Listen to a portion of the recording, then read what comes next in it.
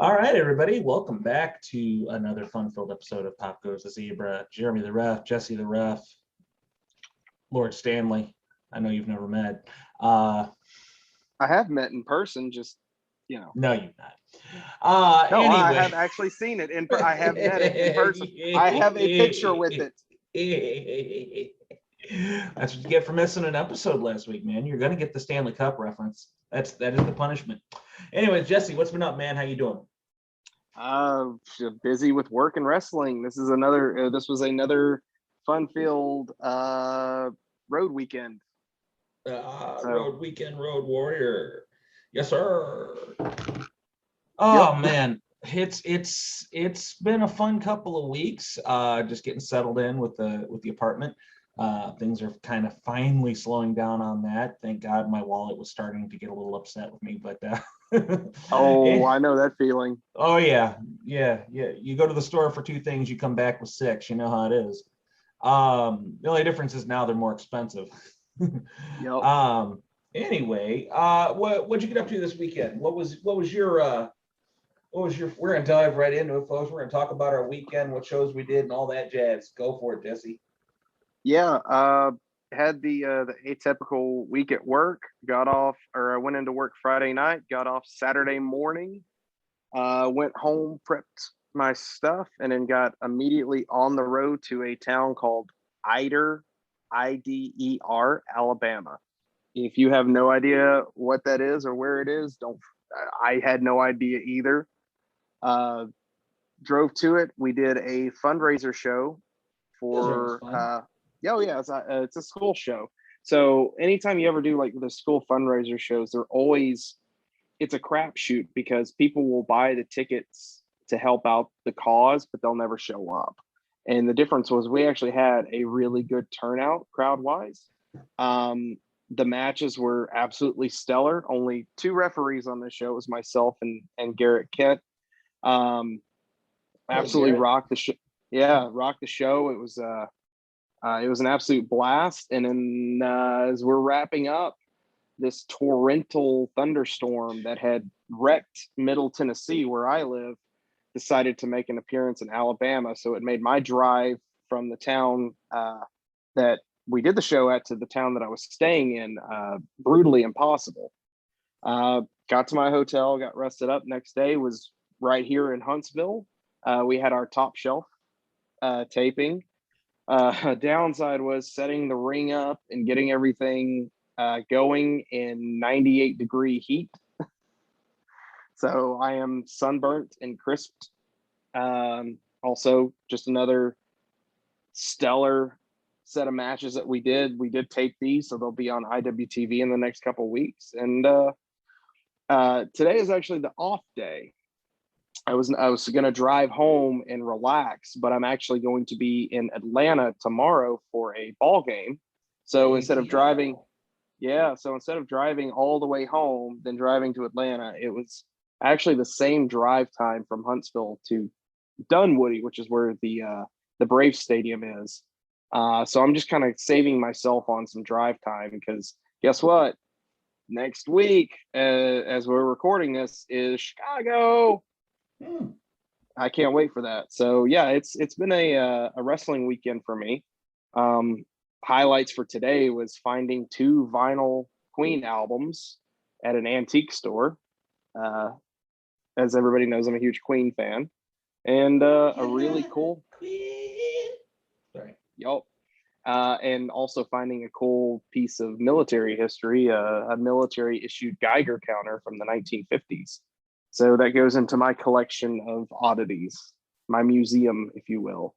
So it's been a productive weekend, busy with wrestling, a little bit of shenanigans today, relaxing in a hotel that I did not plan on being in, and going to the new Atlanta Braves Stadium, as I'm not a fan of the Atlanta Braves nor the Yankees, but I am going with I'm going with Shiny Shoes.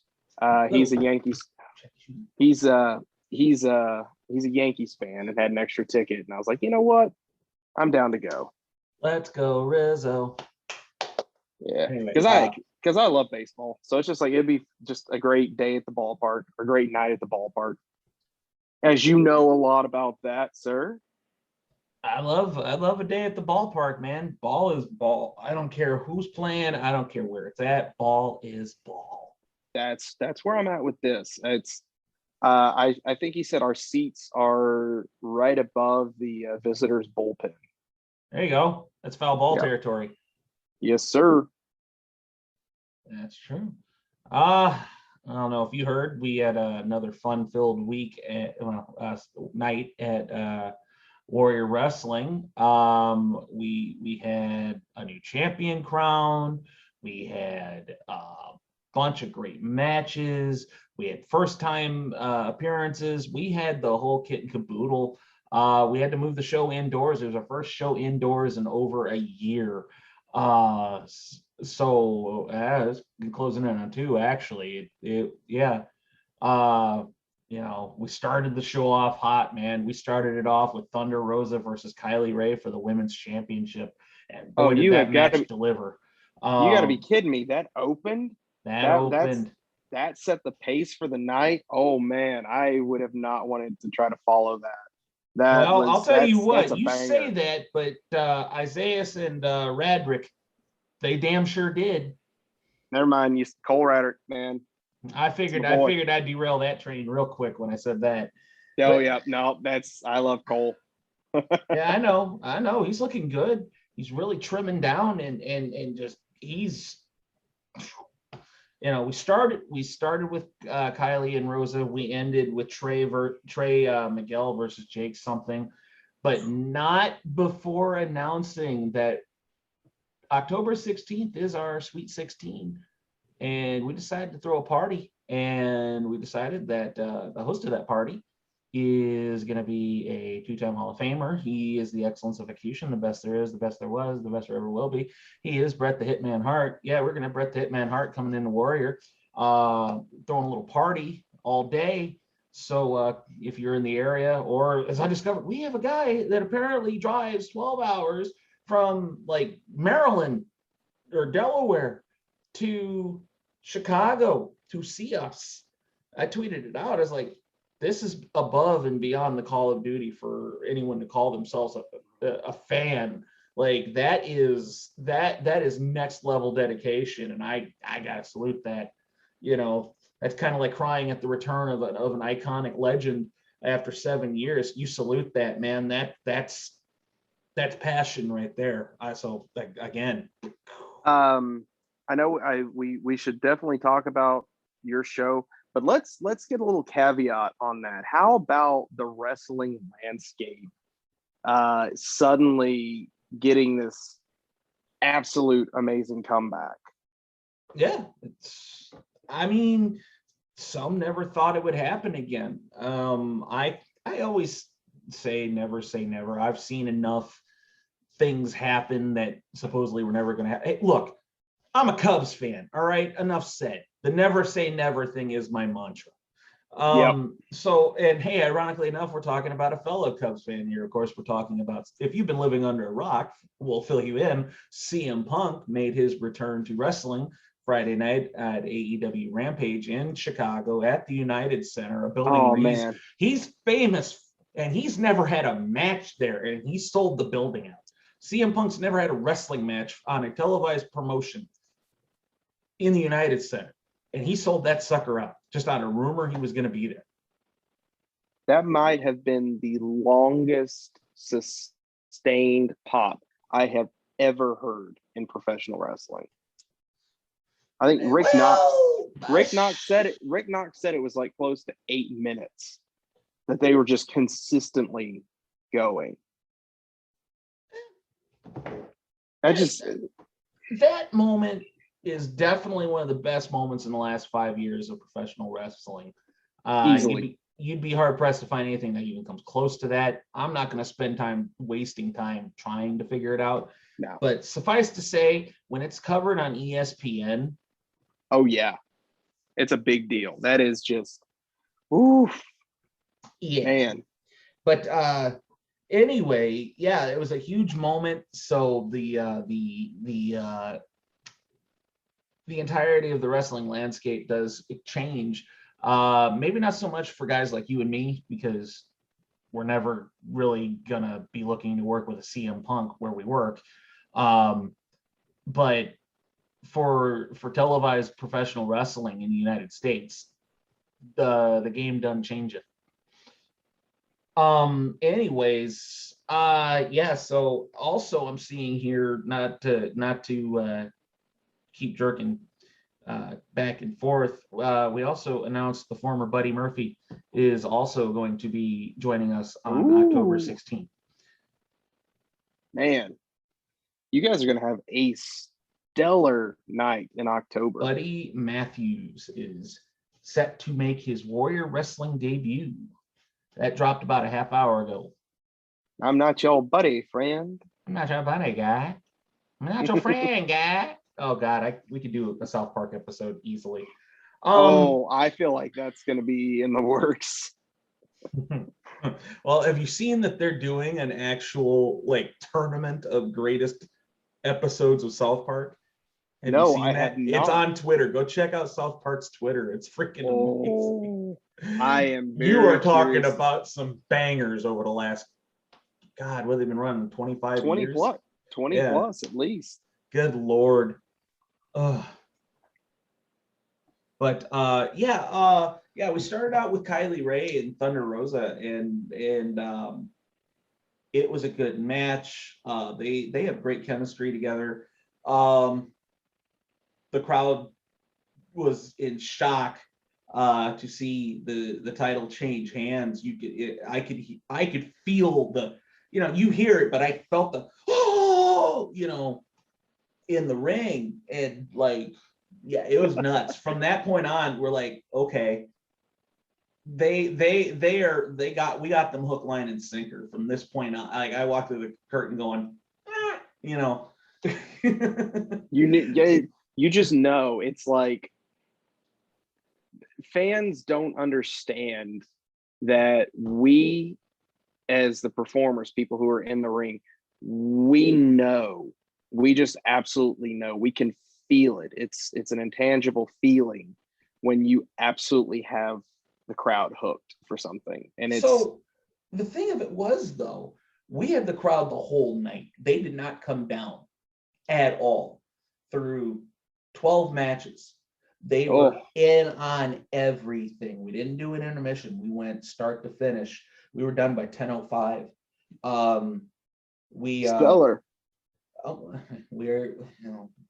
We found our niche pretty quick, and we've just been cranking it out like clockwork ever since. But like I said, we moved back inside for the first time in like 2 years, and in that gym there's no AC. We don't normally run in the summer. Well, we don't normally run in the summer inside, so we don't worry about that, because it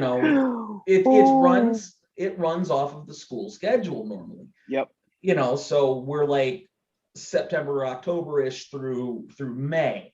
So we're not really running into any overheating problems. We learned about it in our second show back in 2017 when we early 2018 when we ran the night after. I can't remember because I'm terrible. It was either All In or All Out, where everybody was there. They weren't AEW yet, but I think it was All In.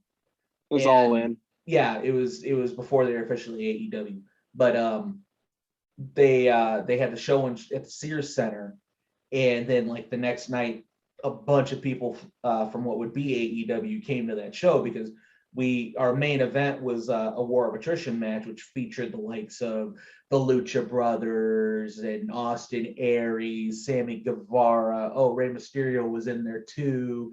We had like 960 people crammed into this gym. It's 93 degrees outside. There's no AC in that building, and we've got the 4-panel lights in each corner, which I figured out this time around. We didn't have that. We didn't have the light show going on because it was very late in the process.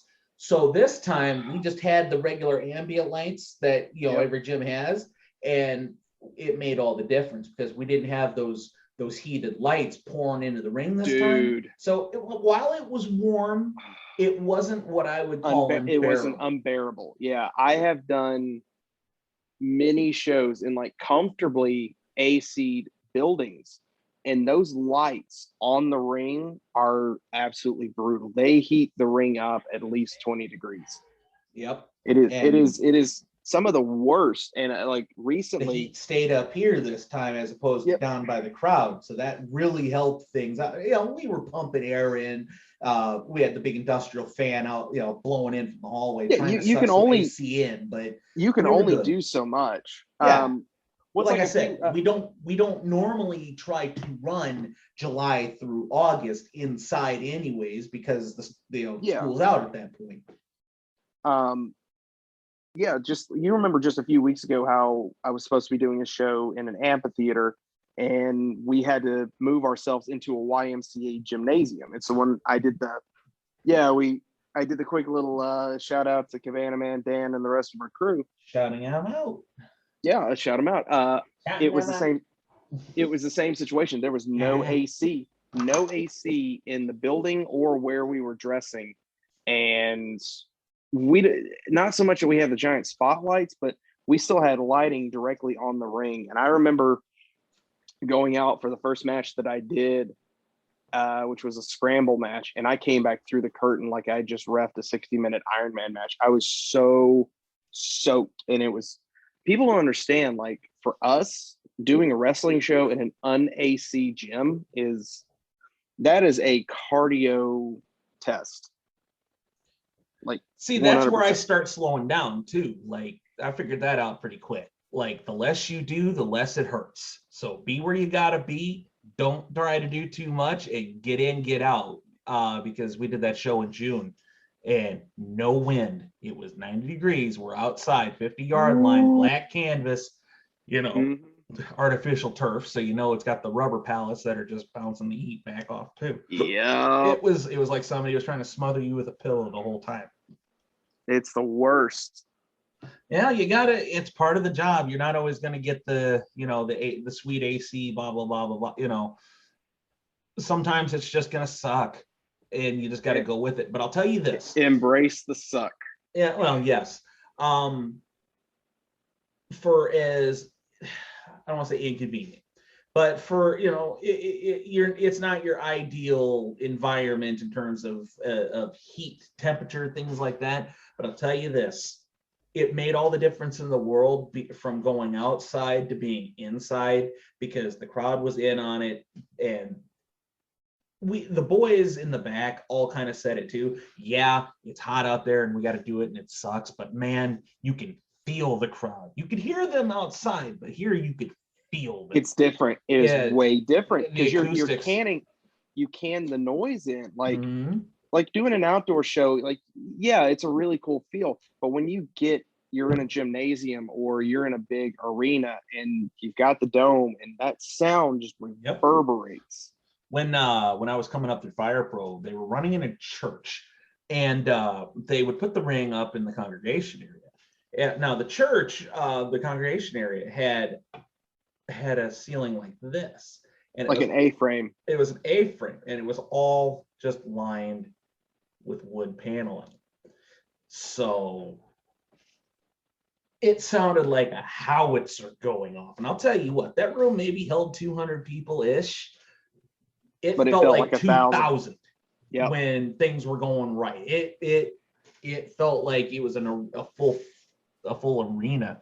And yeah, like to a man, pretty much everybody said, oh, this is going to suck. But they come through and they're just like, oh man, that was amazing. That crowd, oh my God, it's just one of those things where, we feed off that, man. Yeah. It's I've always kind of said wrestling is not about television viewers. I'm sorry to those of you that buy the ticket, things like that. I'm not thinking about, or I'm sorry, let me rephrase that. For those of you buying like the online show, I'm not thinking about you. I'm thinking about that crowd in the area because I can hear them. It's not that I don't care about you. It's that they're the ones giving the response. Those are the ones that I'm more worried about entertaining directly. I want everybody to have a good show. but like the people around the ring, in the bleachers, all that, the ones where they're making the environment bleed through the screen, those to me are the priority. Wrestling's for everybody, but the attention is for the people there, in my opinion. Yeah, and I have worked many shows where we're doing television, or we're doing, for GCW. Like, yes, it is for the people at home, but man, you've got to play to that live audience, because if they're not reacting to anything, it makes it so much harder, and it translates. The character in the show. Yeah. Nobody likes to talk about it, but they're the fourth character. That's why there's the two wrestlers or more. There's the referee, and then there's you, the viewer. You're a part of the show. Yeah. So the not having fans for TV tapings and stuff, it is a jarring experience to not have that crowd, because you feel like shit and you don't want to keep doing it. Like the shows, everything's being miserable, but you go out and you have that reaction, and you come back through the curtain like, oh fuck, that was worth it. Because like I said, we feed off that adrenaline. Like, we're adrenaline junkies. Like, the moment you hit that curtain and you hear that crowd, like, no matter what miserable thing you have going on, a head cold, broken ribs. Well, you better not have a head cold in this environment. Well, nowadays, but you get what I mean. Like, you've got something going on. All of a sudden you go out there, everything goes away. Like, your mind is now focused on the task at hand, and you've got this incredible environment that is feeding you and pushing you along. And it's just, like I said, wrestling fans do not understand how big of a part they actually play. Like, it is an emotional game. Professional wrestling is truly an emotional game, and we feed on those emotions. It's such a weird thing. And like, the talent wrestlers, the ones that legitimately are getting those reactions, man, we as the referees, we're just getting the secondhand high off of it. Unless it's like a key thing where like it's a big false finish, and you and I both know, like, when you get that good falsy, and that crowd thought it was 3, and you're coming up signaling 2, and you're like, in your mind, you're like, oh, I got him. I had that a few times the other night, because I came through the curtain after Kylie and Rosa, and like, King is there. He's like, dude, you had me back here popping. I'm like, I thought I was in trouble for that. He's like, I was like, uh-oh, what did I do? Oh, Sunday night, we did a falsie, and I knew what was coming, and I was like, I swung, and I made it look and sound like because I'll audibly count 1, 2, 3, whoa, and I literally, I'm coming out saying 3 and signaling the 2. Crowd went ape for it. And it's just, there's little things that we do that just, if you do it just right, it makes the difference in the world. And I came back through the curtain to the goat position, and when you have the boys and everybody like, man, you had us. We thought that was it. We thought that was the finish. I was like, nope, wasn't a finish. Just nope. It's, I mean, don't get me wrong, we're doing stuff to get the crowd reaction, but man, if you can get the boys and the girls in the back to basically be like, oh man, you got us, you had us. Yeah, man, it's a good feeling. It's fun to it's fun to screw with people, and one of the best ways I know to screw with people is a good falsie. That's probably the one thing that I've worked on the most consistently in my time is my near fall. I want there to be that one moment in the night with one of mine where you're just like, oh my God, that was the width of a hair away from 3. How did they kick out? I love that, because then that's like that last little bit of salt or pepper on the steak just to season it to perfection. Because a good falsie should, in my opinion, should get people on their feet if they're not already there. Yes, 100%. Because to me, the good falsie is at the end anyway. So that should be like the last effort to make sure, hey, let's get as much flavor out of this as we can before we serve it, you know? Oh yeah. And I think probably the best one I have ever done was earlier this year. Mike Bennett versus Danhausen. We like I said, we knew Danhausen. Oh, Danhausen, man, I have had so much fun. I finally got to be in the ring for the tequila spot just a few weeks ago. So I was very happy to do that. But no, like I said, we had everything, blah, blah, blah. The promoter basically just said he wanted Bennett to go up. Didn't care how he did it. And so I got with him, figure out what we were going to do. He hits a big pile driver. And in the South, that should be it. Because it's only in the South is a pile driver. In the South, it's a finish. And it was one of those I literally did, because they've noticed, like, I'll do certain things getting ready on the finish. And I did exactly that. I got ready. 1, 2, 3. Whoa, whoa, whoa, whoa, whoa. Come up signaling the 2. And I hear in my earpiece, oh my God, I thought that was it. I can hear them audibly like, what happened? And I was like, no, that wasn't the finish. I come through the curtain and I just see the promoter and everybody just standing there giving Mike and Dan ovation because it was a stellar match. And the promoter pulled me aside. He goes, oh my God, we thought the pile driver was it. That was it.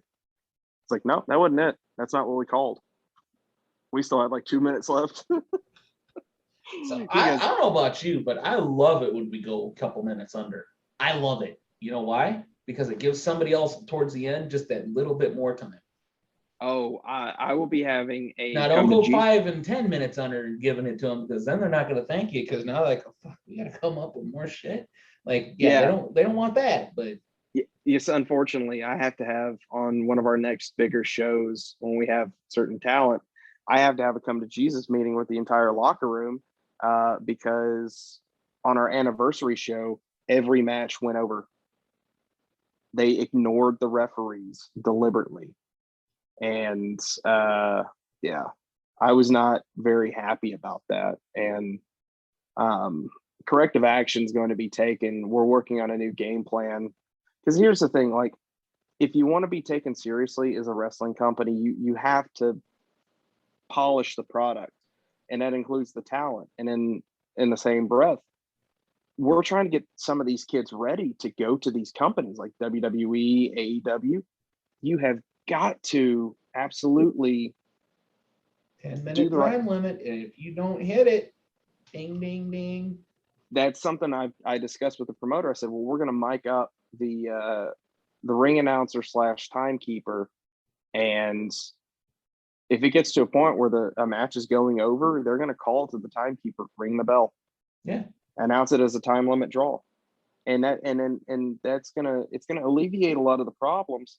Like, I'm getting ready to buy another set of radios so we can mic up security, the commentators. I want everybody on the same page. I'm tired of mistakes happening, people missing their cues, things like this happening. It's like I want to get a lot of these kids ready to go to AEW and WWE because that's what they expect. There's a precedent set. Like, I get it, when you get to WWE, they're going to reteach you everything, but it helps to have a base understanding of, like, at least time cues, knowing how to lay your stuff out so that way you've got 10 minutes curtain to curtain. Don't put together a 12-minute match. It's just, that's what the independents are for. A lot of teething, I guess. I call it the new territories. The only difference between now and then is kayfabe's dead. Kayfabe's dead, and we're all willing to work with each other to better the product. Well, most for the most part, yeah. don't get me wrong, like down here, there's still like petty rivalries of like, Oh, it's all over the place. You still get it up here. You can't work for me and work for them. Cool. Sign me to a contract, pay me for all that money I'd lose working elsewhere and working exclusively for you, and I'll be more than happy to only come out here once a month. Absolutely. Oh, you're not going to do that for me? Well, guess what? I'm going to go work everywhere I can, get the money I can, get the experience I can, and move my happy ass on. Yep. I don't like territorial pissing like that. I don't think it helps anybody. No, and what's really cool is some news that was given to me is that there are several promotions up north that want to do joint stuff with New South. So we're going to start venturing out of the South. We're going to, I believe in December, we're doing something in New Jersey. So yeah, I get to go up there for that. Apparently there's something in Ohio or Indiana that's wanting to do something with us as well. So we'll take some of our crew up and do a joint show with them. And it's such a good feeling when there's these distant promotions that want to work together to help branch people out and help them network. Because like some of these kids will never get out of the South, but by exposing them to another crowd and exposing them to a different environment, it's going to give them the ability to branch out. And it's so exciting because you and I have, I mean, we've traveled for wrestling, so we kind of know what it's like to branch out. So it's exciting. And then, like the I said, second I branched out, this all got a lot more fun. Oh yeah, like dude, I never thought I would take a plane to go to a wrestling booking. I never thought I would have to book a flight to go to wrestling, and I've done it twice. It is such a surreal thing. Like I'm getting on a plane to go referee professional wrestling. I'm not getting on a plane to go on vacation. I'm going to work pro wrestling. It's like I totally get it. Like when I see Aubrey Edwards and Ayers and all those guys being like, oh man, I'm getting to fly to a show. And it's like, I get it now. Like I'm not making their kind of money, but it's the whole, like, I get to travel for my craft. It's so neat. Like, and of course, like I was going to fly to Chicago, but I'm going to drive up just for the experience. But it's the same thing. Like I'm getting to drive like half a day to come work in a town I've never been to before. It's so exciting. I'm going to be in your backyard. I don't have a backyard.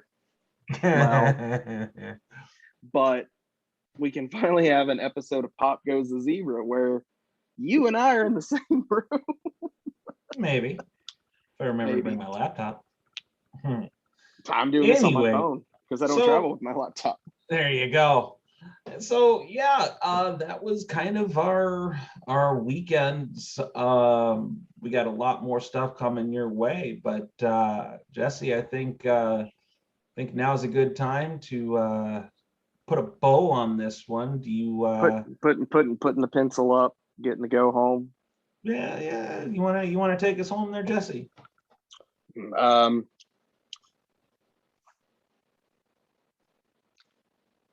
Do not add to the population.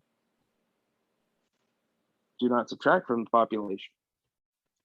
And please, most importantly, do not be the reason why we have a safety briefing on Monday. That's right. And with that being said, this is the crew of Pop Goes the Zebra, wishing everybody on Earth a good night, and we'll see you next time. Take it easy.